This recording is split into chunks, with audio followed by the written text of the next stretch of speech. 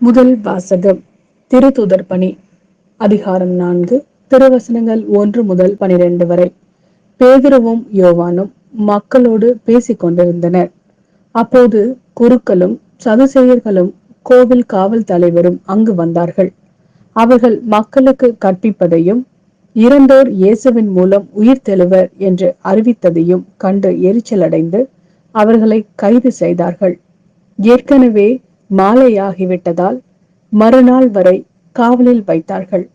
அவர்களுடைய வார்த்தைகளை கேட்ட பலரும் நம்பிக்கை கொண்டனர். இவ்வாறு நம்பிக்கை கொண்ட ஆண்களது எண்ணிக்கை ஏறக்குறைய 5000. மறுநாள் தலைவர்களும் மூப்பர்களும் மறைநூல் அறிஞர்களும் எருசலேமில் ஒன்று கூடினார்கள். அவர்களுடன் தலைமை குருவான அன்னாவும் கயபா, யோவான், அலெக்சாந்தர் ஆகியோரும் தலைமை குருவின் குடும்பத்தை சேர்ந்த அனைவரும் கூடியிருந்தார்கள். அவர்கள் திருத்தூதர்களை நடுவில் நிறுத்தி, நீங்கள் எந்த வல்லமையால் அல்லது எந்த பெயரால் இதனை செய்தீர்கள் என்று வினவினார்கள். அப்பொழுது பேதுரு தூய ஆவியால் ஆட்கொள்ளப்பட்டு அவர்களுக்கு மறுமொழியாக கூறியது, மக்கள் தலைவர்களே, மூப்பர்களே, உடல்நலமற்றிருந்த இவருக்கு நாங்கள் செய்த நற்செயல் எப்படி நிகழ்ந்தது என்பதை குறித்து நாங்கள் இன்று விசாரணை செய்யப்படுகிறோம். நாசரேத் இயேசுவின் பெயரால் இவர் நலமடைந்து நம்முடன் நிற்கிறார். இது உங்கள் எல்லாருக்கும் இஸ்ரேல் மக்கள் அனைவருக்கும் தெரிந்திருக்கட்டும். நீங்கள் இயேசுவை சிலுவையில் அறைந்தீர்கள், ஆனால் கடவுள் இறந்த அவரை உயிருடன் எழுப்பினார். இந்த இயேசுவே கட்டுகிறவர்களாகிய உங்களால் இகழ்ந்து தள்ளப்பட்ட கல், ஆனாலும் முதன்மையான மூளைக்கல்லாக விளங்குகிறார்.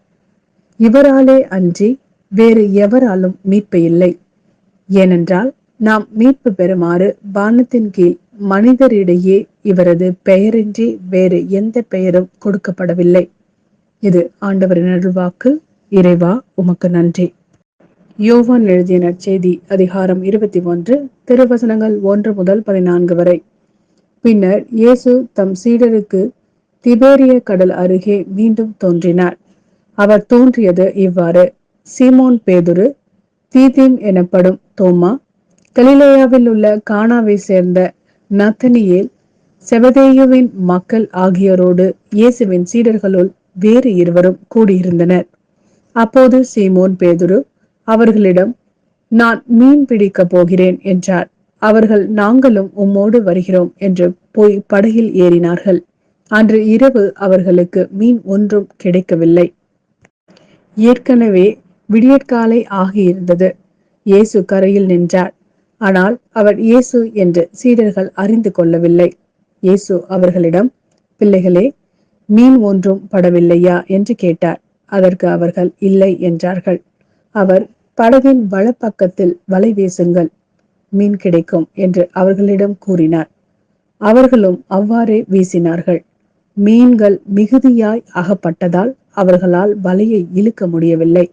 இயேசுவின் அன்பு சீடர் அதை கண்டு பேதுருவிடம், அங்கு நிற்பவர் ஆண்டவர்தாம் என்றார். அதை கேட்டவுடன் தம் ஆடையை களைந்திருந்த சீமோன் பேதுரு ஆடையை இடுப்பில் கட்டிக்கொண்டு கடலில் குதித்தார். மற்ற சீடர்கள் மீன்களுடன் வலையை இழுத்து கொண்டு படகிலேயே வந்தார்கள். அவர்கள் கரையிலிருந்து வெகு தொலையில் இல்லை, ஏறக்குறைய 100 மீட்டர் தொலையில்தான் இருந்தார்கள். படகை விட்டு இறங்கியவுடன் கரியினால் தீ மூட்டி இருப்பதையும் அதன் மீது மீன் வைத்திருப்பதையும் அவர்கள் கண்டார்கள். அங்கு அப்பமும் இருந்தது.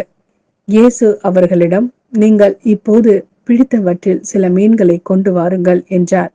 சீமோன் பேதுரு படகில் ஏறி வலையை கரைக்கு இழுத்தார். வலை நிறைய பெரிய மீன்கள் இருந்தன. அவற்றின் எண்ணிக்கை 153. இத்தனை மீன்கள் இருந்தும் வலை கிழியவில்லை. இயேசு அவர்களிடம், உணவருந்த வாருங்கள் என்றார். சீடர்களுள் எவரும் நீர் யார் என்று இயேசுவிடம் கேட்க துணியவில்லை. ஏனெனில் அவர் ஆண்டவர்தாம் என்று அவர்கள் அறிந்து கொண்டார்கள். இயேசு அவர்கள் அருகில் வந்து அப்பத்தை எடுத்து அவர்களிடம் கொடுத்தார். மீனையும் அவ்வாறே கொடுத்தார். இவ்வாறு இயேசு இறந்து உயிருடன் எழுப்பப்பட்ட பின்பு தம் சீடருக்கு இப்போது 3ஆம் முறையாக தோன்றினார்.